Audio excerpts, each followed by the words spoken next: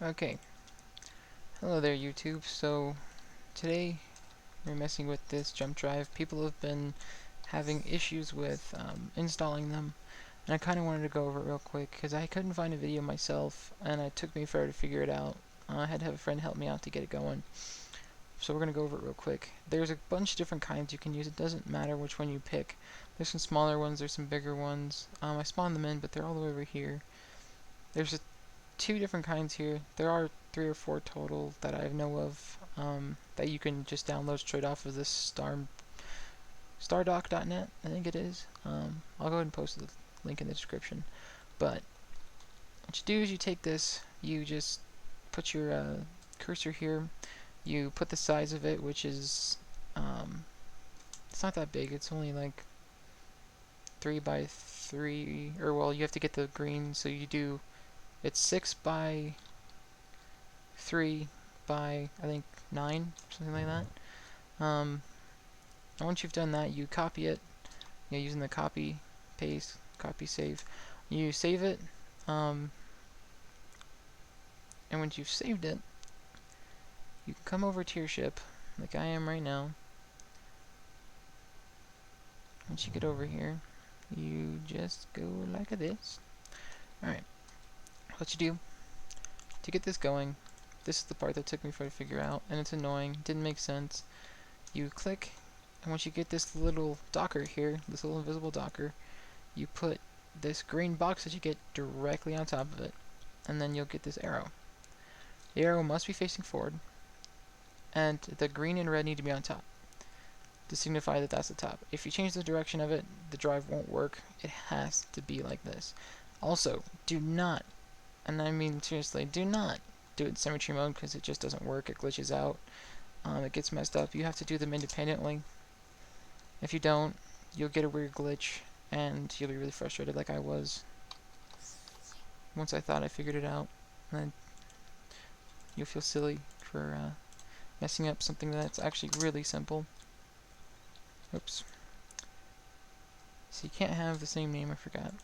So create docking, just place that down, place that on top of there, click again, and what should happen is it should pop right on. If they are on here like this, you've almost achieved victory. What you do next, you've got 3 buttons here, and that's what you do. So you go back, you press R, that one is go, this one is stop, and this one is once. So let me make sure everything's working. So you come in here, you should be able to do G. Oh, that's right. You can't do it from a build block. My fault. So you leave your build block.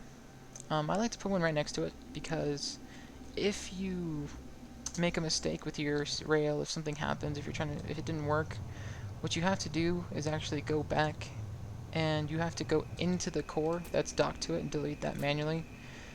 If you try and delete it if you try and delete the core that you've accidentally misplaced, like if it happened to jump off or do some weird thing and it's in the way, if you try and delete this right here like this, it'll actually delete this block. So you actually have to delete those. It's kind of common sense, but I didn't think about it because I was like, oh, it's part of the ship, but it's not. So just keep that in mind.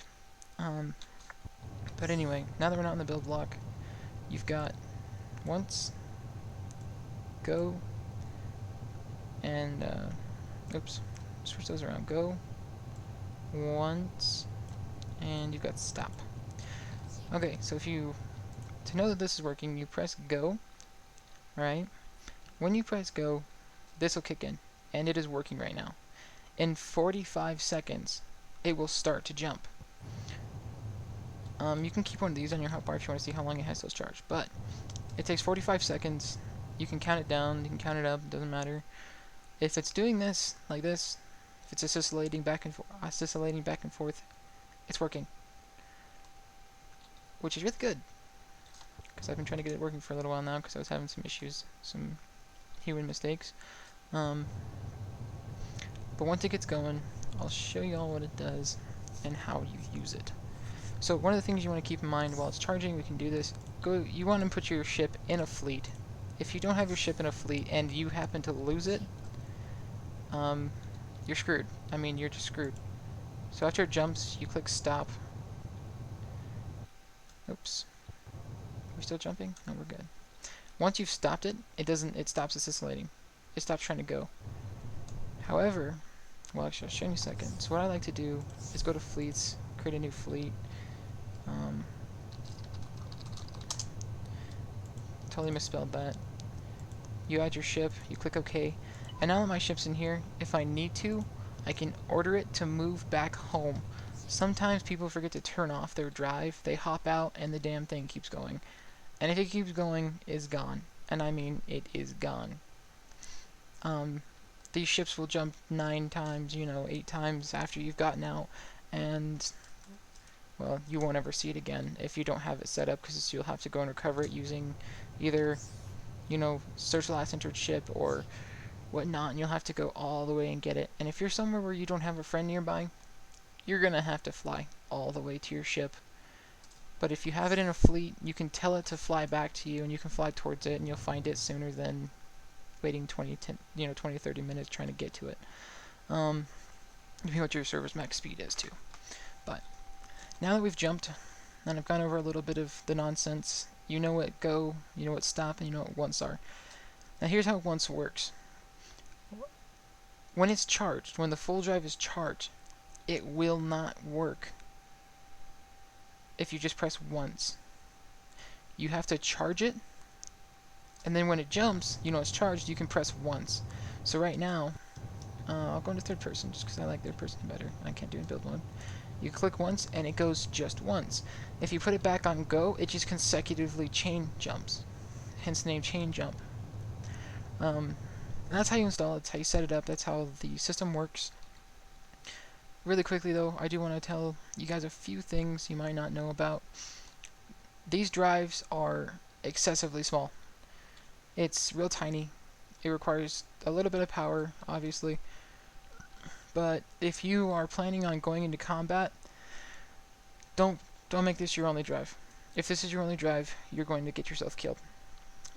One block of jump inhibitor, just one little turret that has one little module in it for jump inhibitor, can stop this thing from working. If you have multiple, like what my ship does, my main ship, it has a couple of jump inhibitors. These jump charges, they won't charge at all. There's nothing you can do but sit there and die. So, recommended, put in another drive, a big drive somewhere that's just a one drive. Just a simple little drive that you can use to get around. And it'll probably mostly just be your combat drive, whereas this is your travel drive. Because in combat, if that gets hit, it's done for. You're not going anywhere. But that's it for this video. I just wanted to go over that real quick. Also, with this video, I used a larger ship to kind of show people that this ship, which is fairly large, it's not very heavy, it was all advanced armor. I made it cheaper so that I could put it on a server super easy. It only weighs 7,639, but this jump drive right here is moving it very far, very fast. So you don't need a giant jump drive to do it. So it's really neat that you can move capital-sized and bigger ships with this little drive really easily. So just remember, be careful with it. Go, stop, once. Has to be charged to do once. There is a way to discharge it without using it, but you just use I think it was called a logic inhibitor, and you can actually stop it. There's a way to do it. I don't know how to do it personally. I just know that you can. But anyway, that's how you set that up. If you're having a mistake where if you put one on this side and you put the other one on this side, it's teleporting to this side and it's on this rail, it's because you have symmetry mode on. So make sure you turn off your YZ symmetry, because that's what happens when you have YZ symmetry on. And that's it for this video. So thank you for watching. Hopefully this helps a lot of people. I'll catch you later.